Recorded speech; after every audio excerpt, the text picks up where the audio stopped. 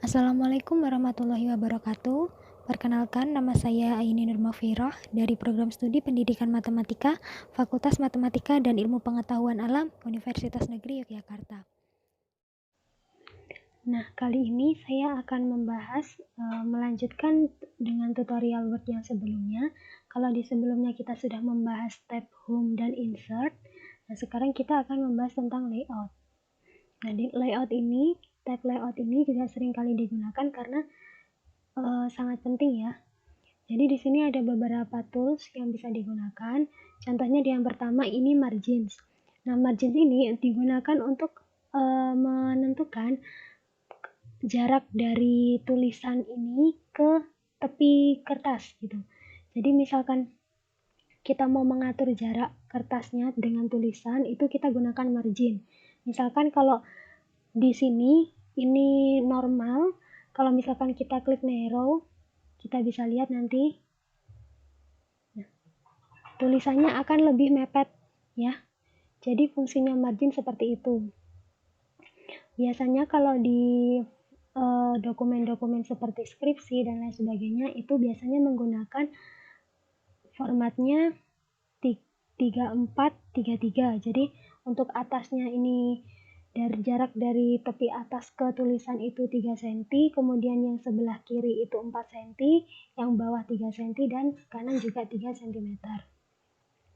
Nah, setelah ke margin, sekarang kita ke sebelahnya. Di sini ada tools orientation. Ini digunakan untuk mengatur apakah kertas itu akan dalam posisi yang tegak atau vertikal dan horizontal atau mendatar. Jadi kalau kita pilih orientation, di sini kertas ketika kita membuka Word itu otomatis akan portrait ya, alias tegak. Nah, kalau misalkan kita mau ubah dia mendatar atau landscape, kita klik di orientation, kita pilih landscape. Nah, jadinya akan seperti ini, kertasnya akan memanjang ke samping. Ya. Kemudian kita kembalikan lagi. Lalu di sebelahnya ini ada size. Size ini digunakan untuk menentukan kertas yang akan digunakan.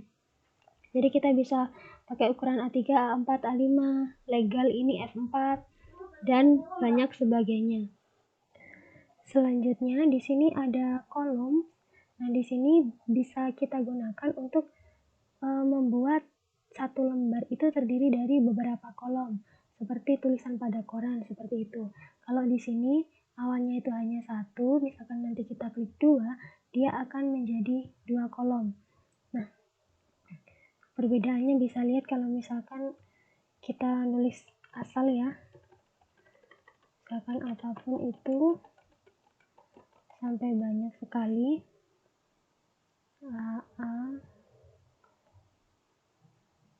Nah, selanjutnya nanti akan di samping seperti ini. Nah, jadi ini sudah terbagi menjadi 2 kolom. Kemudian selanjutnya ada yang sering digunakan lagi itu adalah indent. Nah, ini left dan right ini digunakan untuk membuat sebuah paragraf ya. Kita kembalikan lagi saja kolomnya.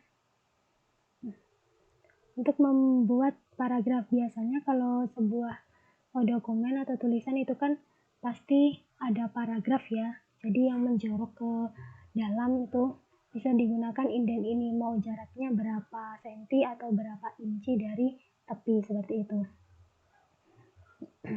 Di sini spacing untuk ya seperti namanya ya, untuk spasi ada sebelum dan sesudah paragraf. Kemudian yang di sebelah sini, nah misalkan kita memasukkan gambar, nah di sini ada position dan wrap text.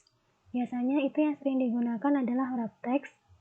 Ini digunakan untuk menentukan gambarnya itu mau ditaruh di mana gitu. Apakah seperti ini, square, kemudian tight, through, top and bottom, behind, atau in front of text. Bisa kita lihat kalau misalkan kita ganti ke behind ya. Nah, tulisan ini, gambar ini nanti akan berada di belakang tulisannya. Seperti itu. Nah, kalaupun untuk yang lainnya, di sini juga ada in front of Berarti gambarnya ada di depan. Seperti namanya ya, in front of artinya di depan, berarti ada di depan tulisan. Kemudian ada lagi square atau inline with text. Nah, ini kalau misalkan kita geser ke sini, nah seperti itu. Jadi bisa bersama teks dia atau di antara teks itu. Kalau misalkan ada square, ini berarti nanti tulisannya bentuknya seperti ini.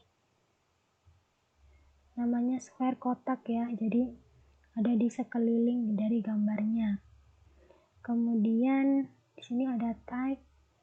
Nah, jadinya akan seperti ini. Dan bisa dicoba sendiri ya teman-teman untuk yang lainnya.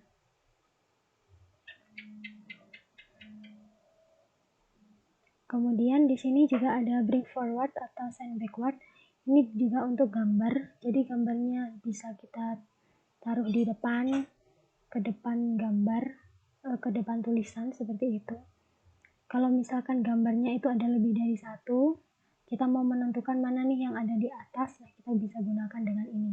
Backward juga sama seperti itu. Kemudian untuk yang sering digunakan lagi adalah rotate. Ini untuk memutar ya, rotate right, left, flip, dan flip vertikal, flip horizontal. Seperti itu. Kemudian ada lagi tab yang tidak kalah pentingnya, yaitu file. Di sini ada di sebelah home. Nah, di sini ada banyak menu yang bisa dipilih ya. Di sini tentang info seperti ini. Kemudian kalau kita mau membuka lembar kerja baru, kita bisa klik new. Kita klik, nah bisa dipilih blank dokumen atau kita gunakan template-template yang sudah disediakan oleh Word. Kemudian kalau misalkan kita ingin membuka file kita dalam bentuk Word, kita bisa klik open.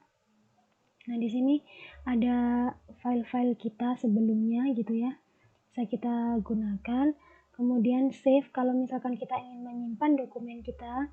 Kemudian ada save as, ini juga sama untuk menyimpan dokumen, tapi bedanya kalau save ini biasanya otomatis. Jadi kalau misalkan di awal tadi kita membuka Word-nya dari desktop, itu nanti kalau kita klik save, dia akan otomatis icon Word yang ada di desktop itu akan masuk ke file kita ini gitu. Tapi kalau save as ini kita bisa menentukan mau disimpan di mana dulu gitu. Mau disimpan di mana dulu file kita dan mau kita namai apa. Nah, kemudian kalau kita mau mencetak dokumen kita, bisa kita gunakan print di sini. Kita klik saja print. Nah, kita pilih nanti printernya yang akan digunakan. Kemudian di sini juga di settingnya juga bisa dipilih apakah kita akan mencetak semua halaman atau hanya beberapa halaman saja gitu. Jadi bisa diatur di sini. Kemudian untuk kertasnya juga, kemudian marginnya bisa kita atur di bagian print ini. Nanti kalau misalkan semua sudah kita atur, untuk mencetak tinggal kita klik print di sini. Kemudian di sini juga ada share atau dibagikan. Mau dibagikan kemana, ke email kah atau ke blog kita atau save to cloud. Nah, kemudian ada lagi di export. Export di sini biasanya adanya itu di PDF ya. Jadi bisa kita export ke PDF kalau kita mau mengubah formatnya, karena kalau dari Microsoft Word kan nanti formatnya adalah doc ya. Kalau mau kita ubah ke PDF bisa menggunakan tool export ini. Nah, jadi cukup itu saja mungkin untuk tutorial kali ini. Terima kasih sudah menonton, semoga videonya bermanfaat. Saya tutup. Wassalamualaikum warahmatullahi wabarakatuh.